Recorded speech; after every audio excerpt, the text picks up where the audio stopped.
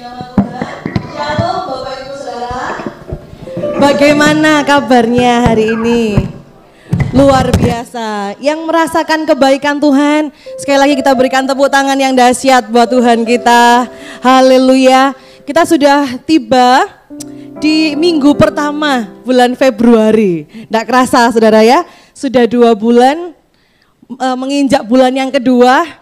Kita berada di tahun 2024 dan kita rasakan nyata kesetiaan dan kebaikan Tuhan. Amin. Puji Tuhan, tema bulan ini yaitu menyembah adalah bukti mengasihi. Nah saudara, seperti tujuan kita di tahun 2024, maka kita akan terus mengasah jemaat di dalam pengertian, pemahaman, penyembahan dan juga pelayanan, begitu ya. Jadi kalau bulan yang pertama kemarin kita berbicara bagaimana pemahaman kita mengenai Kristus, Injil Kristus yang membebaskan kita, memenangkan kita. Maka di bulan yang kedua, bulan Februari, kita akan berbicara, kita akan banyak memahami, kita akan banyak mengerti, bahkan kita akan banyak menyembah Tuhan. Nah, semoga firman Tuhan ini memberkati kita semua, kita pulang berbeda. Ketika kita datang, kita punya pemahaman yang baru, kita punya spirit yang baru, kita punya semangat yang baru untuk melayani Tuhan. Nah, berbicara mengenai penyembahan, itu adalah sesuatu yang biasa, betul ya? Penyembahan itu adalah sesuatu yang biasa dilakukan oleh orang-orang yang beragama, atau orang-orang yang punya kepercayaan lah. Mungkin bukan agama, tapi kepercayaan. Contoh saudara kita seberang, sepupu kita, mereka menyembah Tuhan dengan cara apa? Oh, mereka sholat 5 waktu gitu ya. Mereka menyembah Tuhan. Bahkan ada sebuah agama di Amerika sana, itu mereka yang menyembah dengan cara membakar dupa lalu mengorbankan ruas jari. Ya, bahkan ruas jari atau manusia hidup. Nah, kalau kita berbicara tentang penyembahan setan, mereka juga melakukan penyembahan. Jadi orang-orang yang mengabdikan dirinya, memberikan dirinya kepada iblis, mereka juga melakukan penyembahan. Dengan apa? Dengan mengorbankan bayi-bayi. Dan banyak lagi, ada orang yang menyembah matahari gitu saudara ya. Mereka melepaskan bajunya, mereka menyembah dewa matahari. Ada orang yang menyembah di gunung-gunung, ada orang yang menyembah batu-batu. Setiap orang yang punya kepercayaan, punya agama itu biasa dengan yang namanya penyembahan. Nah, lalu pertanyaannya begini, kita sebagai orang Kristen itu penyembahannya gimana, Bu? Nah, kan gitu saudara ya. Oh, sebagai orang Kristen kita itu kalau menyembah di gereja hari Minggu, kalau di Babatan ya hari Minggu pagi gitu ya. Waktu WL mengajak kita tundukkan kepala, sikap hati berdoa, tangan kita angkat ya, musik mengalun lembut kan gitu. Lalu kita mulai merenungkan kebaikan Tuhan, lalu kita mulai mengucapkan kata-kata manis, pujian kepada Tuhan, tangan kita terangkat, bahkan gak jarang apa? Mulai nangis, ya, mulai nangis mengingat kebaikan Tuhan atau pekerjaan Tuhan yang dahsyat dalam hidup kita. Nah, pertanyaannya apakah cukup menyembah Tuhan dengan cara itu? Jadi apakah cukup kita sebagai orang Kristen menyembah Tuhan 2 jam? Dalam 1 minggu. Penyembahan seperti apa sebetulnya yang Tuhan inginkan dalam hidup kita sebagai orang percaya? Maka sejatinya penyembahan kita itu seharusnya adalah ekspresi respon dari kekaguman dan penghormatan kita kepada Dia. Maka kalau kita memahami hal ini, gak bisa kita menyembah Tuhan hanya 2 jam dalam 7 hari. Enggak bisa saudara. Penyembahan kita itu bukan berdasarkan ketakutan. Sama seperti orang-orang tadi. Mereka menyembah Tuhan mereka, menyembah Allah mereka dengan mengorbankan bayi-bayi, dengan memotong ruas jari mereka, dengan membakar dupa, dengan apa? Kegentaran, ketakutan. Sebab kalau saya tidak menyembah Tuhan, maka ada malapetaka yang saya alami. Kan gitu. Tuhan tidak menurunkan hujan, Tuhan memberikan kekeringan dan lain sebagainya. Tapi kita sebagai orang percaya itu berbeda, jauh berbeda.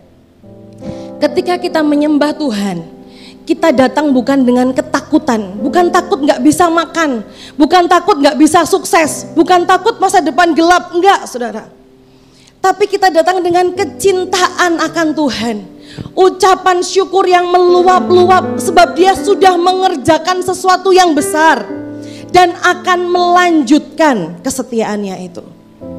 Maka hari ini kalau kita datang ke gereja cuma 2 jam dalam 1 minggu, saudara ya, kita mau datang beribadah kepada Tuhan dan respon hati kita, sikap hati kita masih untuk diri sendiri. Wah, kapan kita menyembah Tuhan? Kan begitu. John Piper pernah mengatakan demikian. Tujuan utama manusia itu adalah memuliakan Allah. Caranya gimana? Dengan menikmatinya. Menikmati Allah. Kapan? 2 jam seminggu? Tidak. Selama-lamanya. Itu tugas kita. Jadi kalau kita pikir saudara ingat ya, kita flashback sebentar, saudara ingat waktu Tuhan Allah itu membawa bangsa Israel keluar dari tanah Mesir. Apa yang Tuhan katakan? Biarlah bangsaku ini pergi. Supaya apa? Supaya mereka beribadah kepadaku, menyembah aku. Lihat saudara, segala sesuatu yang Tuhan kerjakan, Tuhan menciptakan manusia, Tuhan menciptakan segala yang ada. Sama seperti Jonathan Edwards, dia pernah berkata, Tuhan menciptakan dunia untuk kemuliaannya. Jadi segala sesuatu diciptakan, segala sesuatu dilakukan, segala sesuatu dikerjakan, itu untuk kemuliaan Tuhan. Bahkan ketika Tuhan Yesus mati di atas kayu salib, saudara jangan salah, itu tidak semata-mata untuk kita. Oh, betapa hebatnya saya ya, bisa buat Tuhan itu mati di atas kayu salib. Nah, Tuhan tebus kita, Tuhan mati di atas kayu salib tidak semata-mata supaya saudara masuk surga. Kenapa? Ya supaya saudara itu bisa memuliakan Tuhan, supaya saudara itu bisa menyembah Tuhan. Itu jawabannya. Kalau kita tanya, kenapa Bu kok Tuhan itu suruh kita bermisi, suruh kita menginjil, suruh kita menyampaikan berita Injil, berita kemenangan, sukacita. Kenapa? Supaya mereka diselamatkan. Kenapa supaya mereka diselamatkan? Supaya mereka pun bisa menyembah Tuhan bersama dengan kita, sama seperti kita.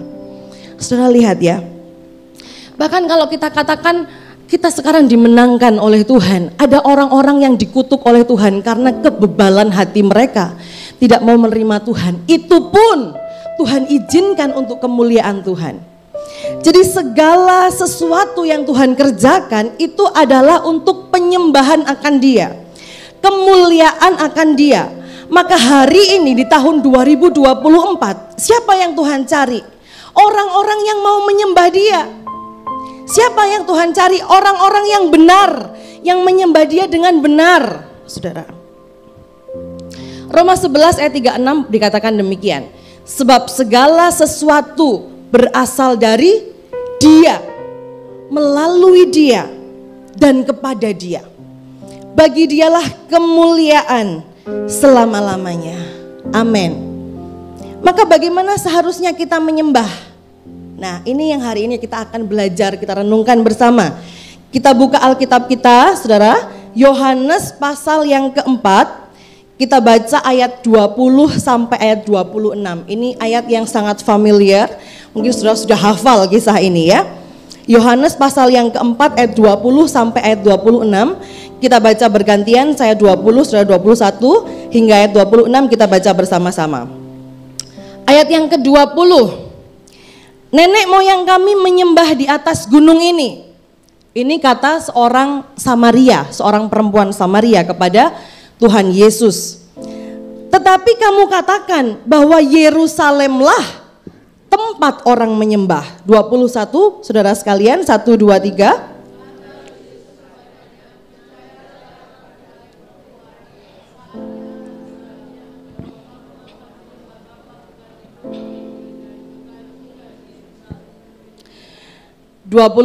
Kamu menyembah apa yang tidak kamu kenal.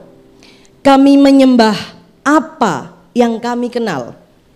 Sebab keselamatan datang dari bangsa Yahudi. Ayat 23.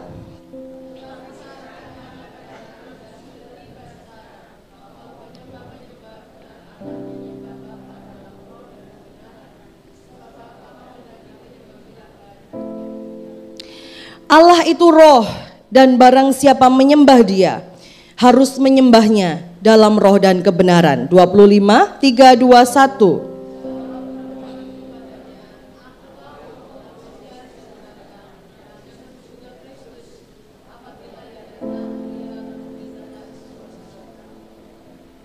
Ayat 26 kita baca bersama-sama dengan suara yang lantang. 1, 2, 3.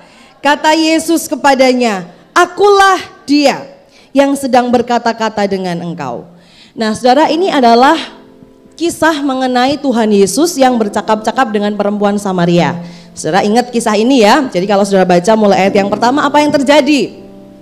Dari ayat yang pertama sampai ayat yang ke-6, saudara akan melihat bahwa Yesus itu melintasi daerah Samaria.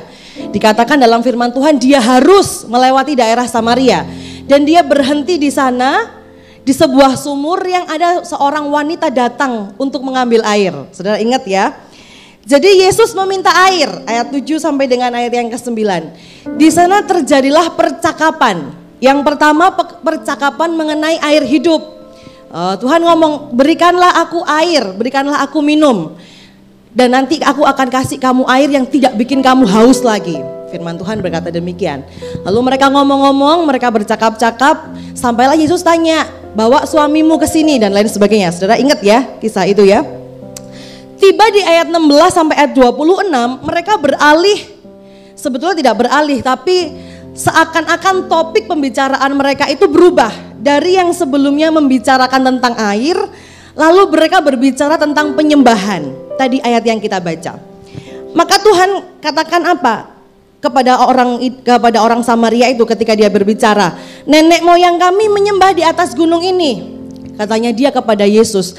Di atas gunung ini apa? Di atas gunung Gerizim. Jadi orang Samaria itu beribadah di atas gunung, saudara. Namanya gunung Gerizim. Berbeda dengan orang Israel yang menyembah Tuhan di bait Allah di Yerusalem. Kan begitu, saudara. Maka di sana terjadi percakapan mengenai perbedaan cara penyembahan, bagaimana harus menyembah. Dan Tuhan di sini mengatakan sesuatu yang baru buat dia. Kata Yesus kepadanya, "Percayalah kepadaku, hai perempuan. Saatnya akan tiba bahwa kamu akan menyembah Bapa, bukan di gunung ini," kata Tuhan, "bukan di gunung Gerizim, dan bukan juga di Yerusalem." Wah, lalu di mana? "Kamu menyembah apa yang tidak kamu kenal. Kami menyembah apa yang kami kenal, sebab keselamatan datang dari bangsa Yahudi." Ya, bahwa penyembah, ayat 23, "Tetapi saatnya akan datang dan sudah tiba sekarang, bahwa penyembah-penyembah benar atau penyembah-penyembah sejati akan menyembah Bapa dalam roh dan kebenaran, sebab Bapa menghendaki penyembah-penyembah yang demikian." Jadi dari sini kita tahu bahwa yang dikehendaki Tuhan adalah penyembah yang benar, penyembah yang sejati. Nah, jadi kalau kita kembalikan, Tuhan itu cari penyembah yang seperti apa zaman ini, tahun 2024, karena firman Tuhan katakan tiba sekarang saat ini. Tuhan cari penyembah-penyembah benar. Tuhan cari penyembah-penyembah sejati. Nah, kalau kita katakan ada penyembah yang benar, ada penyembah yang sejati, berarti ada penyembah yang palsu. Betul. Kalau firman Tuhan katakan ada penyembah yang benar, berarti ada penyembah yang enggak benar. Kalau ada penyembah yang sejati, berarti ada penyembah yang palsu. Bedanya apa? Penyembah-penyembah yang palsu itu hanya melakukan setiap ritual peribadatan untuk dirinya. Seperti tadi saya katakan. Saudara datang ke tempat ini, ke gereja, apa yang saudara kerjakan? Saudara menyembah Tuhan itu apa yang saudara pikirkan? Apa motivasi saudara yang pernah saya sampaikan beberapa minggu yang lalu? Adakah saudara datang karena saya mau minta berkat Tuhan 1 minggu ini? Adakah saudara datang supaya saya disembuhkan? Itu enggak salah, tapi itu kurang tepat. Sebab yang diminta Tuhan ketika kita datang itu fokusnya bukan lagi kita. Ketika kita menyembah Tuhan, fokusnya siapa? Ya Tuhan.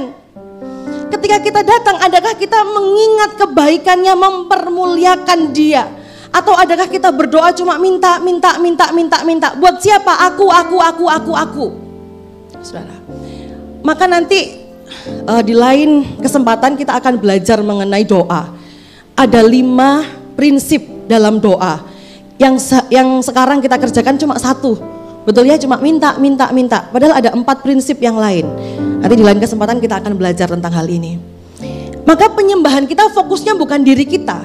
Ketika kita datang beribadah pun hari Minggu bukan untuk diri kita tapi untuk Tuhan. Ya, saudara ya. Maka kita ketika datang dalam gereja kita hanya menyenangkan diri kita hanya mencari apa yang indah, apa yang enak dilihat mata. Makanya jangan heran saudara kalau hari-hari ini gereja itu berlomba-lomba untuk memperindah gerejanya, untuk kasih sound system yang terbaik, untuk kasih visual yang baik. Karena itu yang dicari manusia zaman sekarang. Mereka cari kenyamanan, oh gerejanya panas, nggak datang lagi ke gereja saudara. Suaranya WL-nya fals, nggak datang lagi ke gereja saudara. Lampunya kurang terang, nggak datang lagi ke gereja. Karena fokusnya apa? Bukan lagi Tuhan yang disembah, tapi aku, dinyamankan dagingnya. Nah, maka hari ini firman Tuhan katakan bukan penyembah yang seperti itu. Bukan penyembah yang palsu yang Tuhan cari. Adakah hari ini Tuhan temui di GBT Mawar Saron Babatan jemaat Tuhan menjadi penyembah-penyembah Tuhan yang benar, penyembah-penyembah Tuhan yang sejati. Matius 15 ayat 8 dikatakan apa? Bangsa ini memuliakan aku dengan bibirnya, padahal hatinya jauh daripadaku.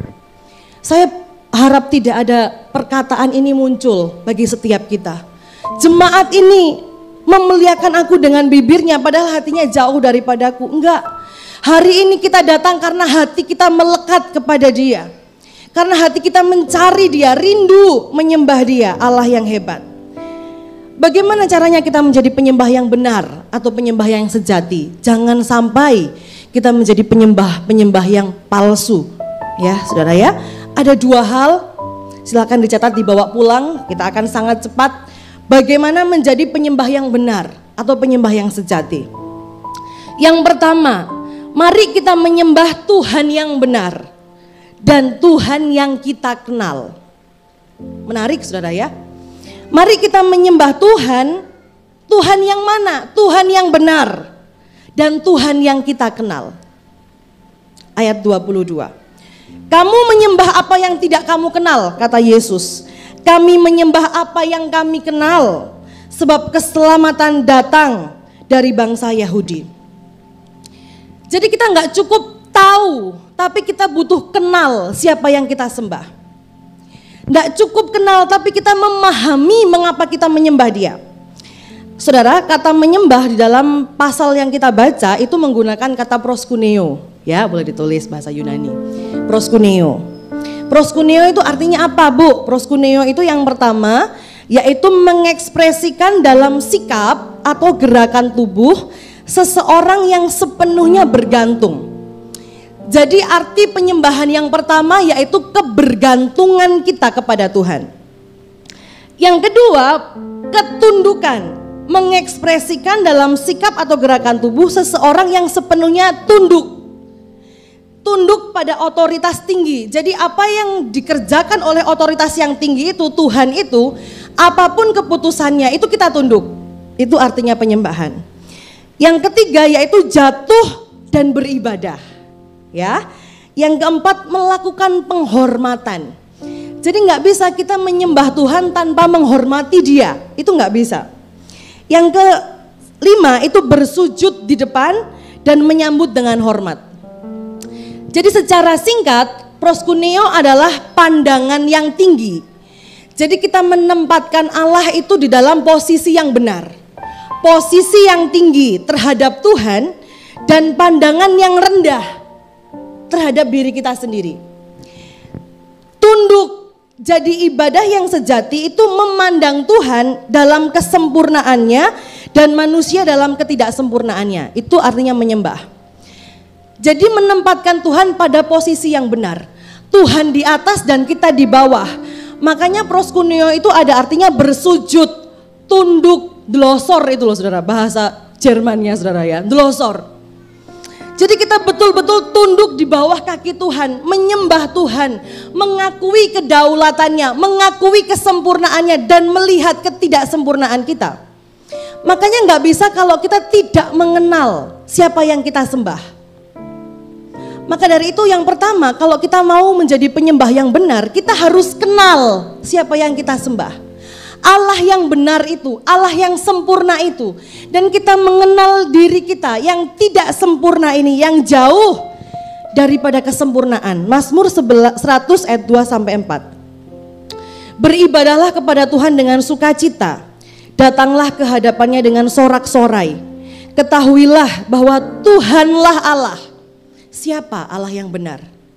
Tuhanlah Allah. Dialah yang menjadikan kita dan punya dialah kita, umatnya dan kawanan domba gembalaannya. Ayat 4, masuklah melalui pintu gerbangnya dengan nyanyian syukur, ke dalam pelatarannya dengan puji-pujian, bersyukurlah kepadanya dan pujilah namanya. Kenallah dia, saudara. Cari Tuhan. Penyembahan itu butuh pengenalan. Nggak cukup kita tahu aja. Sudahkah kita mengenal dia? Pertanyaannya. Mengenal itu apa?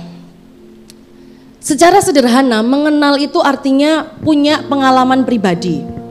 Jadi saya nggak bisa mengatakan kalau saya itu kenal sama Bu Santi misalnya. Tapi saya nggak pernah punya pengalaman pribadi. Saya nggak pernah ke gereja bareng, saya nggak pernah bercakap-cakap dengan dia. Itu namanya orang nggak kenal. Cuma tahu aja lewat, oh Bu Santi itu loh yang rumahnya di mana sekarang ya rumahnya ya, di sana kan gitu. Itu namanya orang nggak kenal. Tapi kalau orang yang kenal itu artinya punya pengalaman pribadi. Oh, saya pernah ke gereja bersama-sama, saya pernah bercakap-cakap. Dia punya pergumulan ini, dia punya cita-cita ini, kesukaannya ini, kan gitu. Sama seperti kita dengan keluarga kita. Kita kenal, kita tahu betul apa yang dia suka, kita tahu betul apa yang tidak dia suka, kita tahu betul kebiasaannya. Nah, itu kenal. Sudahkah kita kenal Tuhan? Atau kita cuma tahu? Saya tahu kok Bu Tuhan, dari mana? Dari Alkitab. Saya tahu kok Bu Tuhan, dari mana? Dari katanya si A, dia mengalami Tuhan. Sudahkah saudara sendiri mengalami Tuhan? Makanya seperti firman Tuhan katakan apa? Saya enggak cuma tahu Tuhan dari apa kata orang, tapi aku mengalami, aku merasakan, aku mengenal dia. Saya tahu betul apa yang Tuhan mau dalam hidup saya. Itu saudara. Jadi saudara nggak bisa menyembah Tuhan. Nyembah siapa? Nyembah Tuhan Yesus, tapi nggak kenal sama Tuhan Yesus, itu nggak kenal. Nggak pernah punya pengalaman pribadi bersama dengan Tuhan. Cuma tahu apa kata orang aja. Itu nggak bisa. Filipi 3 ayat 8. Malahan segala sesuatu kuanggap rugi, kata Paulus, karena pengenalan akan Kristus Yesus Tuhanku lebih mulia daripada semuanya. Oleh karena dialah aku telah melepaskan semuanya itu dan menganggapnya sampah supaya aku memperoleh Kristus. Saudara lihat ya, begitu berharganya. Paulus paham betul begitu berharganya pengenalan kita akan Kristus. Sehingga itu menjadikan kita semakin hari semakin serupa dengan dia. Semakin hari semakin sama dengan dia. Semakin hari semakin tahu hatinya. Semakin tahu kalau dia disakiti. Saudara kalau nggak kenal orang, saudara nggak tahu ya, saya ini menyakiti apa enggak. Banyak kan orang menyakiti orang lain terus ngomong apa?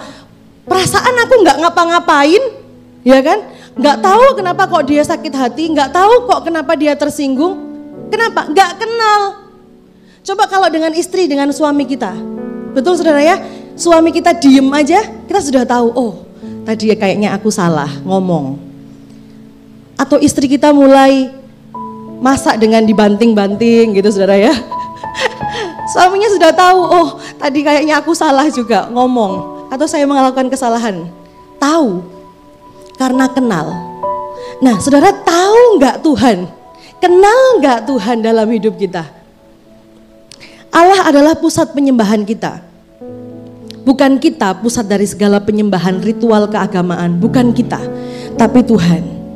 Mari hari ini kita berlomba mencari pengenalan akan Dia. Dan melakukan segala-galanya hanya untuk Dia. Mazmur 91 ayat 14. Sungguh hatinya melekat kepadaku, kata Tuhan, maka aku akan meluputkannya, membentenginya, sebab ia mengenal namaku. Saudara jangan khawatir, kalau kita berlomba-lomba cari Tuhan, kalau kita menyembah Tuhan dengan segala ketulusan, Tuhan gak pernah berhutang. Tuhan kerjakan bagian Tuhan, kita juga kerjakan bagian kita. Sembah Tuhan dengan ketulusan hati, cari Dia, kenal Dia. Firman Tuhan ya dan amin. Sungguh hatinya melekat kepadaku, maka aku akan meluputkannya. Aku akan membentenginya. Itu buat kita semua yang siap mencari Tuhan seumur hidup kita, mengenal Dia selama-lamanya. Lambaikan tangannya, berikan tepuk tangan buat Tuhan kita. Ya saudara ya, ayo kita mau jadi penyembah-penyembah yang benar. Yang kedua, yang terakhir, bagaimana kita menjadi penyembah yang benar? Yaitu kita menyembah dalam roh dan kebenaran. Ya, pasti kita ingat ayat ini. Menyembah dalam roh dan kebenaran. Ini sangat penting. Hingga firman Tuhan mencatatnya 2 kali, ayat 23 sampai ayat 24 saya bacakan. Tetapi saatnya akan datang dan sudah tiba sekarang bahwa penyembah-penyembah benar akan menyembah Bapa dalam roh dan kebenaran. Sebab Bapa menghendaki penyembah-penyembah demikian. Allah itu roh dan barang siapa menyembah Dia harus menyembahnya dalam roh dan kebenaran. Nah, saudara, artinya apa menyembah dalam roh dan kebenaran? Saudara, kalau saudara baca dalam seluruh kitab Yohanes, saudara akan melihat 3 hal yang harus. Jadi kalau ketika Yohanes katakan harus, itu ada 3. Yang pertama, ketika dalam pasal 3 ayat 7, Yohanes katakan apa? Kamu harus dilahirkan kembali. Itu yang pertama. Yang kedua, pasal 3 ayat 14, dia mengatakan apa? Anak manusia harus ditinggikan. Dan yang terakhir, yang ketiga, pasal 4 ayat 24 ayat kita. Orang yang menyembah Dia harus. Jadi kalau harus berarti kan tidak bisa tidak. Wajib beribadah dalam roh dan kebenaran. Artinya apa? Oh, berarti kita harus menyembah pakai bahasa roh, Bu, katanya. Terus saya gimana yang tidak punya karunia bahasa roh? Berarti kita tidak bisa menyembah Tuhan. Tidak seperti itu, saudara ya. Saya mau katakan kepada saudara, saya pun tidak diberikan Tuhan karunia berbahasa roh. Jadi kalau saudara tidak diberikan karunia Tuhan berbahasa roh, ya jangan pura-pura, saudara ya. Jangan pura-pura, karena penyembahan yang benar dalam roh dan kebenaran artinya bukan itu. Dalam roh artinya apa? Menyembah dalam roh dan kebenaran itu 2 hal yang harus bersama-sama. Tidak bisa tidak salah satu. Jadi dua-duanya harus dilakukan bersamaan. Tidak bisa kita menyembah dalam roh tanpa kebenaran. Maka kita akan menyembah Allah yang salah. Ilah-ilah. Mungkin kita menyembah diri kita. Mungkin kita menyembah suami kita. Bergantung kepada suami kita, mungkin kita bergantung kepada anak kita, mungkin kita bergantung kepada harta kita. Ingat, penyembahan adalah kebergantungan, kebertundukan. Dan beribadah dalam kebenaran tanpa roh, itu kita tidak bisa menikmati Tuhan dalam hidup kita. Sebab kita diciptakan untuk kemuliaan Tuhan, menikmati Dia seumur hidup kita. Maka harus di dalam roh. Menyembah dalam roh itu artinya ada 2. Yang pertama, tidak dibatasi tempat dan situasi.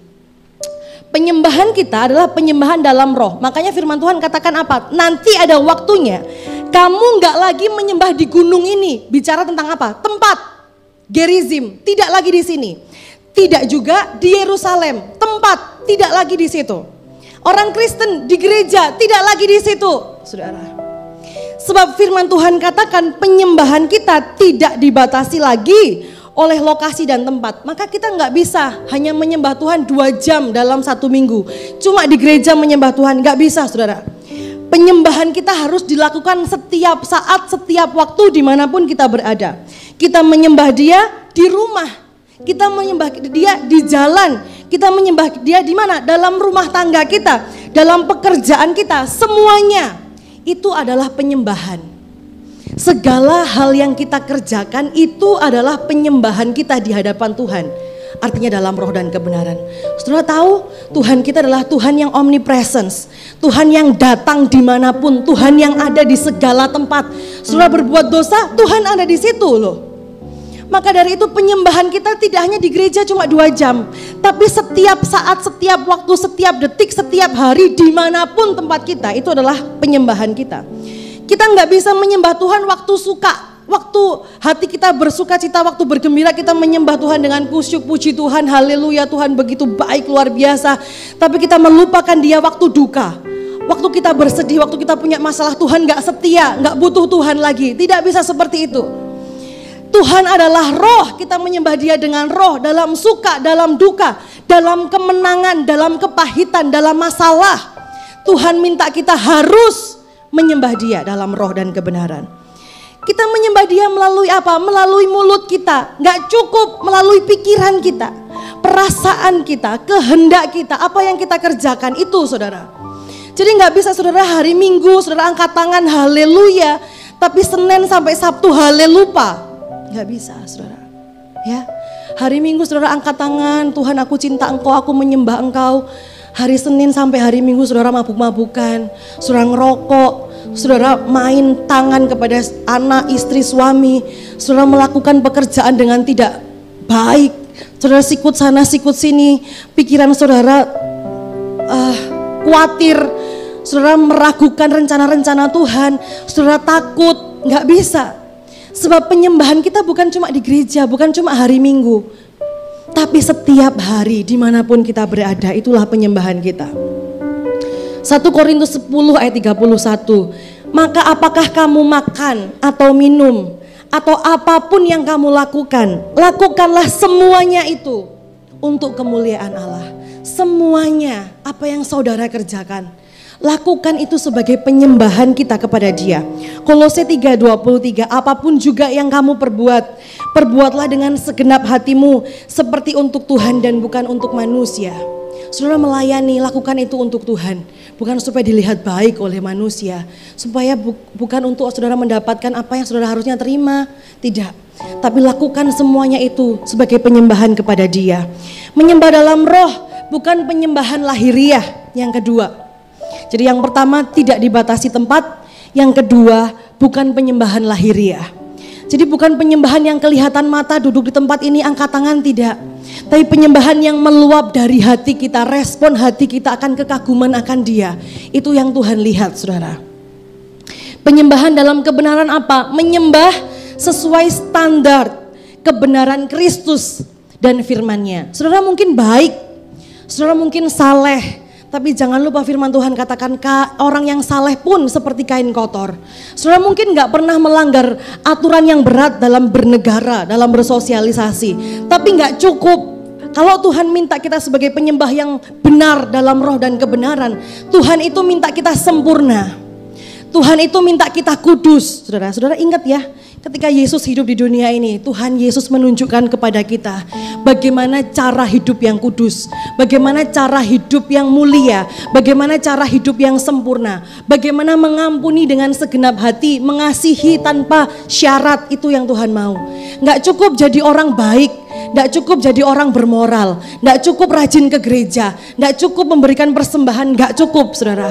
Tapi firman Tuhan minta hari ini kalau kita mau menjadi penyembah Tuhan yang benar, ayo sembah Tuhan dengan benar, dengan sempurna, dengan mulia sama seperti Yesus.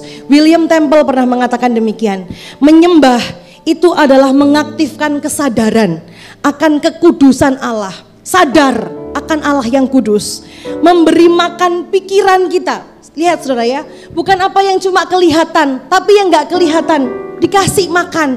Pikiran kita dikasih makan dengan kebenaran Allah, membersihkan imajinasi dengan keindahan Allah, membuka hati untuk kasih Allah, menyerahkan kehendak kepada maksud Allah. Itu penyembahan. Jadi setiap hari demi hari demi waktu demi waktu itu yang harus kita kerjakan. Maka hari ini penyembahan itu harus menjadi gaya hidup kita. Bukan sesekali saudara ya, tapi harus menjadi gaya hidup setiap hari, gaya hidup menyembah Tuhan. Ada dua unsur yang tidak dapat dipisahkan dengan penyembahan, dengan kata dasar yang sama, sembah. Apa saudara? Dua hal ya, persembahan dan sembayang, ibadah.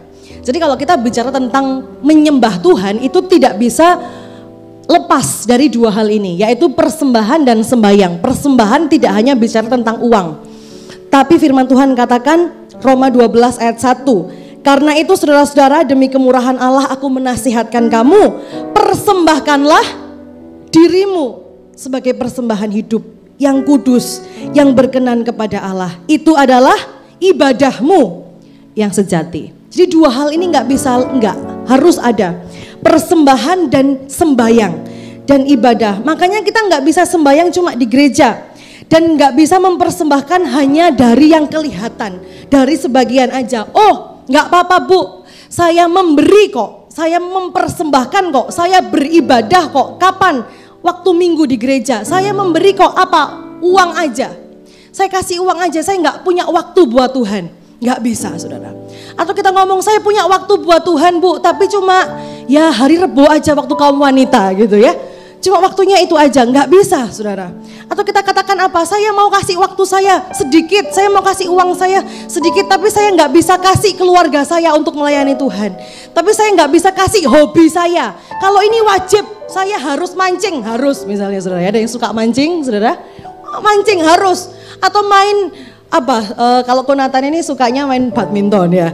Saya harus badminton, gak bisa kalau diganggu, misalnya begitu. Saudara, penyembahan kita, Tuhan meminta seluruh hidup kita. Tuhan tidak minta sebagian. Tuhan gak cuma minta uang kita, Tuhan gak cuma minta waktu kita, tapi Tuhan minta seluruh hidup kita, seluruh waktu kita, seluruh keberadaan kita menyembah Dia. Itu yang Tuhan minta. Maka hidup kita jadilah penyembah-penyembah. Kita harus punya gaya hidup menyembah, bukan kadangkala menyembah, tapi selalu menyembah. Kita harus memastikan bahwa setiap detik yang kita pakai itu kita gunakan untuk kemuliaan akan Tuhan. Ya, inilah sikap hati yang Tuhan kehendaki dari penyembahan, yaitu ketika apapun yang kita perbuat berangkat dari kerinduan untuk menyenangkan hati Tuhan. Segala sesuatu, apapun. Saudara, mengapa hal ini itu penting untuk kita sampaikan, penting untuk kita pelajari, penting untuk kita mengerti. Perjanjian lama, Tuhan sudah menunjukkan banyak sekali contoh kekacauan, kesulitan, penderitaan yang disebabkan oleh penyembahan-penyembahan yang tidak benar. Saudara boleh baca nanti ayat-ayat ini ya. Ketika Kain ditolak oleh Tuhan, bukan semata-mata persembahannya yang ditolak, tapi Tuhan lihat yang pertama apa? Kain. Tuhan lihat pribadinya yang pertama. Jadi saudara, hari ini mungkin saudara marah, Tuhan tidak menerima persembahan saudara. Saudara lihat, bukan lihat apa yang saudara berikan, lihat diri saudara. Ya, yang kedua, 3.000 orang mati dalam satu hari karena mereka menyembah bukan Allah, mereka menyembah lembu yang dibuat oleh Harun. Penyembahan yang salah, penyembahan yang palsu. Satu raja-raja, kerajaan Israel terpecah karena apa? Karena penyembahan yang salah. Yeremia, Yerusalem jatuh. Kenapa? Karena penyembahan yang salah. Saudara, mari kita lihat ini, Roma 1 ayat 25. Sebab mereka menukar kebenaran Tuhan dengan kebohongan dan memuja serta mengabdi pada makhluk daripada Sang Pencipta yang diberkati selama-lamanya. Saudara ingat ya, ketika setan, iblis jatuh, apa yang dia lakukan? Dia tidak mau tunduk kepada penciptanya. Dia tidak mau menyembah dia. Dia ingin menyamai penciptanya. Dia tidak ingin bergantung. Dia tidak ingin menghormati. Dia tidak ingin menyembah. Itu awal kehancuran. Itu awal kejatuhan. Dan hari ini setan tidak mau sendirian. Setan gak mau saudara cuma di neraka sendirian. Hari ini setan cari teman. Ada nggak orang-orang yang juga tidak mau menyembah Tuhan dalam roh dan kebenaran? Ada nggak orang-orang yang mau menyembah Dia? Saudara ingat ya, Lukas 4 ayat 6 sampai 8. Yesus pun ditawari untuk menyembah Dia. Ceritanya begini, ayat 6 saya bacakan. Kata iblis kepadanya waktu di dalam pencobaan, segala kuasa itu serta kemuliaan akan kuberikan kepadamu. Tawaran yang sama diberikan kepada kita, saudara. Segala kuasa itu serta kemuliaan akan kuberikan kepadamu. Sebab semuanya itu telah diserahkan kepadaku dan aku memberikannya kepada siapa saja yang ku kehendaki, kata setan. Jadi jikalau engkau menyembah aku, lihat saudara. Hari ini setan cari orang-orang yang mau menyembah Dia, yang melepaskan hatinya daripada Tuhan. Seluruhnya itu akan menjadi milikmu. Tetapi Yesus berkata kepadanya, ada tertulis, engkau harus menyembah Tuhan Allahmu dan hanya kepada Dia sajalah engkau berbakti. Hari ini biarlah godaan setan yang datang kepada kita juga kita tangkal dengan pernyataan yang sama, dengan kehidupan yang sama. Saya bukan penyembah yang palsu, Saya penyembah-penyembah yang benar. Saya orang yang dicari oleh Tuhan untuk menyembah Dia selamanya. Bukan hanya waktu hari Minggu, tapi seluruh waktu saya, seluruh hidup saya, seluruh apa yang saya kerjakan, seluruh pikiran saya, seluruh perkataan saya, seluruh tindakan saya kerjakan untuk menyembah Dia. Dua hal apa yang bisa kita kerjakan supaya kita menjadi penyembah yang benar. Yang pertama, ayo kita menyembah Allah yang benar, Yesus Kristus Tuhan, Allah yang menciptakan kita, Allah yang menyelamatkan, menebus kita. Dan mari kita kenal Dia, kita cari Dia seumur hidup kita. Firman Tuhan berkata, selama Dia mau ditemui, ayo temui Dia, cari Dia. Yang kedua, saudara, mari kita sembah Dia dalam roh dan kebenaran. Dimanapun kita berada dalam segala situasi, dalam setiap kebenaran firman Tuhan, apa yang Tuhan ingin kita kerjakan, kerjakan untuk menyenangkan Tuhan. Biarlah segala kemuliaan kita kembalikan bagi Dia, Raja di atas segala raja. Berikan kemuliaan buat Tuhan Yesus. Haleluya saudara.